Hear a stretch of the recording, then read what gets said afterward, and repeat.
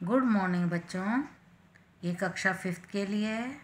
पाठ है 15 हार की जीत। बच्चों ये एक कहानी है, बड़ी अच्छी कहानी है, आप ध्यान से पढ़ेंगे। बाबा भारती को अपने घोड़े को देखकर वही आनंद प्राप्त होता था जो एक माँ को अपने बेटे को और एक किसान को अपने लहलहाते खेत को देखकर प्राप्त होता है। मतलब क्या? बाबा भारती घोड़े से बहुत प्यार करते थे। बाबा भारती अपने घोड़े को सुल्तान कहकर पुकारते थे। वे उसकी देखभाल स्वयं करते। उनके घोड़े के समान सुंदर व बलवान घोड़ा उस इलाके भर में न था। उन्होंने अपना रुपया, पैसा, जमीन जायदाद सब कुछ त्याग दिया था। वे गांव के बाहर एक छोटे से मंदिर में रहते थे। भगवत भजन से जो समय बचता वह घोड़े को अर्पण हो जाता। वे सोचते थे, मैं घोड़े के बिना नहीं रह सकता। वे घोड़े की चाल पर लट्टू थे। प्रतिदिन सुल्तान पर चढ़कर 8-10 मील का चक्कर जरूर लगाते थे। उसी इलाके में खड़क सिंह नाम का एक प्रसिद्ध डाकू रहता था। उसका नाम सुनकर लोग थर थर काँपते थे। खड़क सिंह ने भी घोड़े की प्रशंसा सुनी तो वह बाबा भारती के घोड़े को देखने के लिए बेचैन हो उठा और एक दिन दोपहर में बाबा भारती के पास पहुंच गया। बाबा भारती ने पूछा, खड़क सिंह क्या हाल है, कहो, इधर कैसे आ गए? आपके घोड़े सुल्तान की चाह इधर खींच लाई। मैंने बड़ी प्रशंसा सुना है, देखने में बड़ा सुंदर है, खड़क सिंह ने उत्तर दिया। बाबा भारती खड़क सिंह को लेकर अस्तबल में पहुंचे। बाबा ने घोड़ा दिखाया तो खड़क सिंह घोड़े को आश्चर्य से देखता रह गया। उसने अपने जीवन में ऐसा बाका घोड़ा नहीं देखा था। उसने सोचा कि ऐसा घोड़ा तो मेरे पास होना चाहिए। जाते जाते उसने बाबा भारती से कहा, बाबा जी, मैं यह घोड़ा आपके पास नहीं रहने दूंगा। यह सुनकर बाबा भारती डर गए।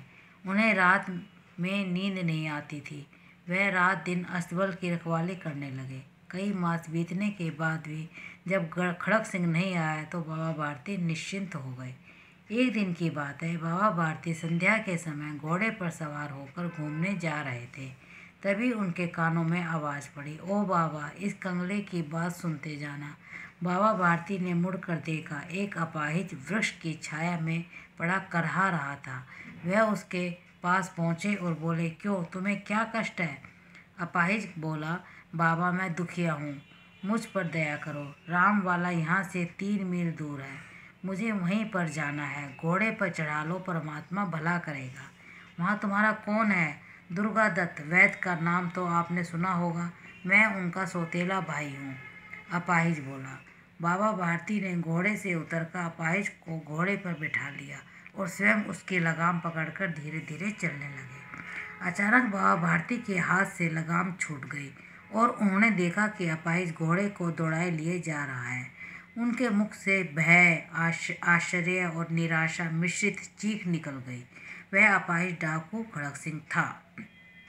बाबा भारती थोड़ी देर चुप रहे, फिर पूरे बल से चिल्लाकर बोले, जरा ठहर जाओ। खड़क सिंह ने कहा, बाबा, अब यह घोड़ा नहीं दूंगा। बाबा ने कहा, परंतु एक बात सुनते जाओ। खड़क सिंह रुक गया। बाबा भारती उसके पास जाकर बोले, यह घोड़ा तो तुम्हारा हो चुका है, वापस करने की बात नहीं करूँगा। परंतु खड़क सिंह, मैं तुमसे एक प्रार्थना करता हूँ, उसे अस्वीकार न करना, नहीं तो मेरा दिल टूट जाएगा। बाबा जी आज्ञा कीजिए, मैं तो आपका दास हूँ, केवल घोड़ा न दूंगा, खड़क सिंह बोला। बाबा भारती ने कहा, मेरी प्रार्थना केवल यही है कि इस घटना को किसी के सामने प्रकट न करना। खड़क सिंह आश्चर्य में पड़ गया। उसकी समझ में कुछ नहीं आया तो उसने बाबा भारती से पूछा, बाबा जी, इससे आपको क्या डर है? बाबा भारती ने उत्तर दिया, यदि इस घटना का पता लोगों को चल जाएगा तो कोई भी व्यक्ति किसी गरीब दुखिया पर विश्वास नहीं करेगा। इतना कहकर बाबा भारती चले गए, परंतु उनके शब्द खड़क सिंह के कानों में गूंज रहे थे। उसने सोचा, बाबा भारती के कैसे ऊंचे विचार और कैसा पवित्र भाव है। उन्हें केवल इस बात का ख्याल है कि कहीं लोग गरीबों पर विश्वास करना न छोड़ दें। ऐसा मनुष्य मनुष्य नहीं, देवता के समान है। खड़क सिंह की आंखों में आज नींद नहीं थी। रात के अंधकार में वह बाबा भारती के यहाँ पहुँचा। उसने सुल्तान को अस्तबल में बांध दिया और स्वयं सावधानी से बाहर निकल आया। इस समय उसकी आंखों में नेकी और के आंसू थे। सूर्योदय से पूर्व ही बाबा भारती उठे। उन्होंने स्नान किया और उसके पश्चात इस प्रकार जैसे कोई स्वप्न में चल रहा हो उनके पांव अस्तबल की ओर बढ़े, परंतु फाटक पर पहुंचकर उनको अपनी भूल प्रतीत हुई। वह निराश मन से वहीं रुक गए, लेकिन घोड़े ने अपने स्वामी के पांवों की चाप को पहचान लिया और वह जोर से हिनहिनाया। बाबा भारती आश्चर्य और प्रसन्नता से अंदर की ओर दौड़े और घोड़े को देखकर उसके गले से लिपटकर इस प्रकार रोने लगे मानो कोई पिता बहुत दिनों से बिछड़े हुए अपने पुत्र से मिल रहा हो। फिर वे संतोषपूर्वक बोले, अब कोई गरीबों की सहायता से मुंह न मोड़ेगा। बच्चों, ये आपको ध्यान से पढ़ना है। बार बार पढ़ोगे तो आपको अच्छी तरह से प्रैक्टिस हो जाएगी। और एक पेज सुलेख लिखनी है। अब आगे की एक्सरसाइज करवा रही हूँ। इस पाठ के हैं, अब है शब्दार्थ। ये शब्दार्थ दो दो बार करने हैं आपको। एक पेज सुलेख लिखनी है। मैं बार बार इस बात को बोलती हूँ। पहला है आनंद। आनंद का मतलब है खुशी, प्रशंसा, तारीफ, अपाहिज, विकलांग, कंगले, भिखारी या गरीब। सूर्योदय, सूर्य निकलना।